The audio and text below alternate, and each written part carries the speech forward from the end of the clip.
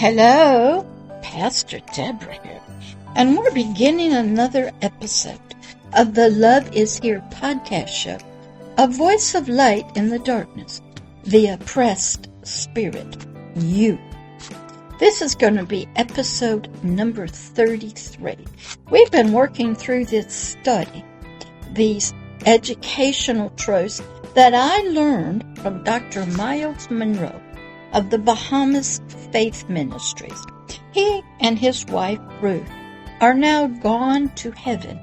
But I listened to him and watched him at a conference called the Leading Edge Leadership Conference many, many years ago. And I was able to take his message, add to it, tweak it a little bit, and I came out with the oppressed spirit. For what I learned from him was we were kings of the kingdom of heaven, but we didn't know it.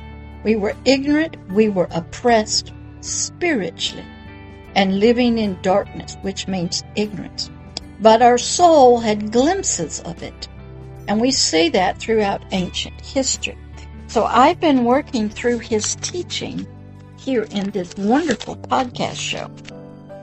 And I want to just go back, do a little review of episode number 32, so we'll have a way of understanding this teaching. So let me go back to that. We had been taught so far that people don't come to you. I had to learn people weren't coming to me, Pastor Deborah. They were coming to the voice in me, the light that was in the voice, the light that was in me, which was not me. I was shining out spiritually, light and truth and revelations that I received from another. It's like when you have a light bulb and the light shows you where you are, the room, and enlightens the darkness. It's not the light bulb that's a carrier. It's not the glass. It's not the filament. It's the energy, the light source coming through the wires that is giving the light. I had to learn that people needed to come to him, the King of the kingdom of heaven, the God of all eternity, paradise, the great creator, the great I am. And his fruit that was in me, that was being produced and served to humanity. I became a tree, a spiritual tree of his spiritual righteousness. I had to learn that people will confuse what I am giving for the gift that they need. For instance, if you're trying to get people to listen to you by your physical looks, your great creations, you're trying to get followers and supporters and don't realize you're just a carrier. You're just the light bulb. It is the message that you are giving that is the fruit of your life. You have a gift to serve humanity. We see that in statues and poems and artwork and music, nature. Everything has a voice. It's all talking to us if you have ears to hear. And the gift was his love, called agape, for them. And that he had the means and the ways to free them from their oppression, their darkness, their ignorance, their confusion, and to bring them into his kingdom of light, truth, righteousness, eternity, and fill them with his agape love. But most people confuse this. They want you to follow them, their physical body, their looks. And if they don't get it, then the messenger, becomes depressed. Because they get confused. It's not you. It's what you're saying. It's your light that you're bringing. The message that you bring. Most people think that the gifts that they're serving is themselves to the people. But the minute that they make a mistake, their fans, their members, their followers sacrifice them. And the person says, I thought you all loved me. That's what these creators think. So they start taking drugs to try to ease the pain of rejection and abandonment. Or they try harder. Or maybe they show more sexy pictures. or they do other things to get your attention. Maybe they go on talk shows, do more social media events, trying to get your attention, your likes, your comments. They're not coming to you for your song or your movie or your looks. And when the song fades and time goes by, you are no longer remembered. Kingship, leadership, rulership is not about trying to get people to like you and follow you. Being a king on earth means you're no longer an oppressed spirit, but a king, a ruler, a leader, a teacher of the kingdom of heaven under the Most High God. And you are committed and dedicating to serve Him, His message, the Most High God, by serving the world and all of humanity. His spiritual gifts, His truths, His knowledge, His life, His gifts, His hopes, His heart, His mind, His love, no matter what. Even from a cross, a burning cross, dying, you are to serve Him, His love, His forgiveness, His hope to others, even to those who wrong you. You are always to serve His fruits of the Most High God's majesties, dignity, honor, glory, holiness, purity, justice, judgment, love, joy, peace, with no impure motives. It's not about you. You are to connect humanity to Him through you. You are like a garden hose. You are not the water. You are just the carrier of it. So now let's enter episode number 33. The world is not coming to you personally, but they are being drawn to Him through you, to the wonderful, majestic fruits of agape love, if you're serving it, if you're that kind of tree, to His spiritual fruit.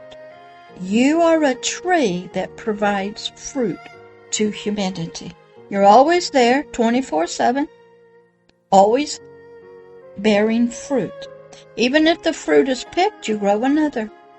People come to you. I just had that happen, where thousands and thousands and thousands of people came to me in the spirit, the unseen world. I'm washing dishes, and they started asking me questions. I could see them and hear them. They wanted to know what is going on in the world, who is behind what is happening, what is happening. Did I know the answers? And of course I said yes. And they said, how do you know? I said, this God of creation and eternity, paradise if you want to call it, told me. He knows. And they go, well, how does He talk to you? I said, I have a relationship with Him. I serve Him. And they said, how do we get there? I said, go to the Cave of Lights, this beautiful place where He'll touch you with His presence and power, His warmth and His glory. So I said I would pray for them, that during their sleep, their spirits would go to the Cave of Lights, and they would meet Him and start developing a deep relationship with Him. I had to learn that I was a tree of spiritual fruits, and I was to grow them, so I had to be nourished. I had to take in light and water and nutrients and grow the fruit for you. So you could come and pick it yourself, or it could be picked and taken to you, and that you would get the fruits of righteousness that are there for your spiritual heart and mind, and for you to become a new creation through these fruits of Him. But most of humanity, who are all trees, some are trees of unrighteousness, of darkness, and evil, and confusion, and ignorance, and evil, and lust, and desires, and greed, and pride. And that's the fruit you get when you come to them and listen to them. You may have to fight battles to get to the tree of righteousness. You may have to fight your own thoughts and desires. You might be overwhelmed by new thoughts and desires. You might hear spiritual beings trying to stop you, scramble what you're hearing. I had this one lady I spoke words to, and I said, please repeat back to me what I just said. And what she said back to me was not what I said. She said, well, that's what I heard.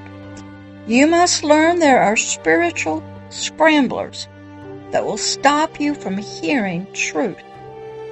There are spiritual things that will keep you blind from seeing truth, understanding it. And they are at work 24 hours a day, 7 days a week. I had to learn how to deal with these spiritual things, how to help you break them off of your life, how to get out of the darkness. Sometimes I would meet people spiritually. They would step out of the darkness to meet me, and then they would fade back into the darkness.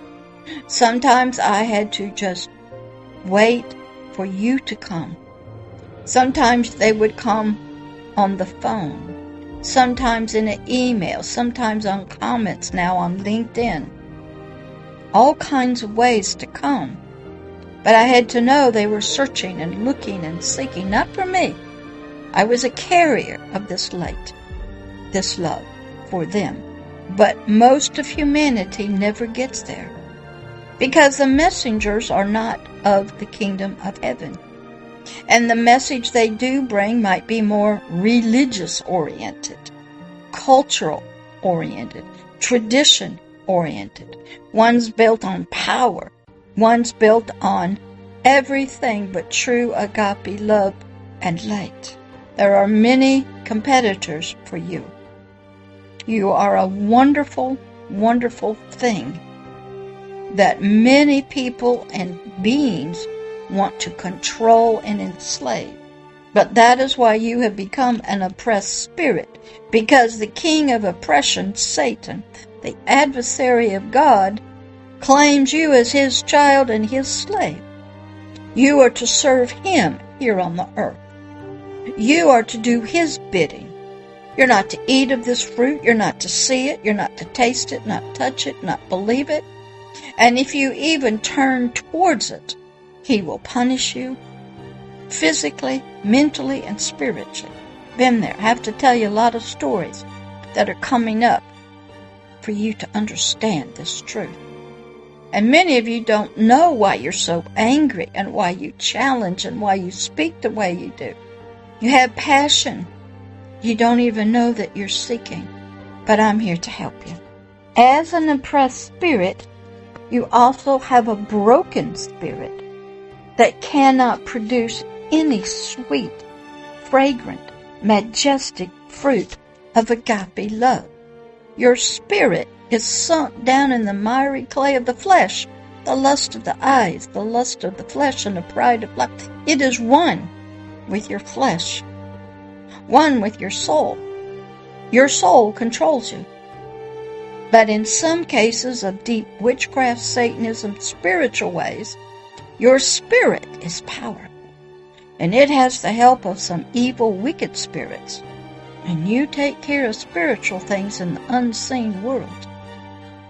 That I have been a part of and can attest to that is true. As an oppressed spirit, your spirit is oppressed, sunk down, tied up in a dungeon, living in darkness, which means ignorance and confusion, by taskmasters. You live in the wrong environment, culture, you're told, neighborhood, and you will never ever be able to produce sweet, fragrant fruit from as a tree of righteousness for the King of the kingdom of heaven, for humanity. And you will die in your oppression. But if that happens, there is a plan to get you. And I want to stop right here with this episode. I don't like to go too far, because this is powerful stuff, and it is vital for you to take it in a little bit at a time. So you go back and watch the others, learn about yourself and others of humanity. There are very few unoppressed spirits out there. There are some, but very few. And I want you to become an unoppressed spirit, a tree of spiritual righteousness. And I'm trying to help you get there. All right. I'll see you next time. Bye-bye.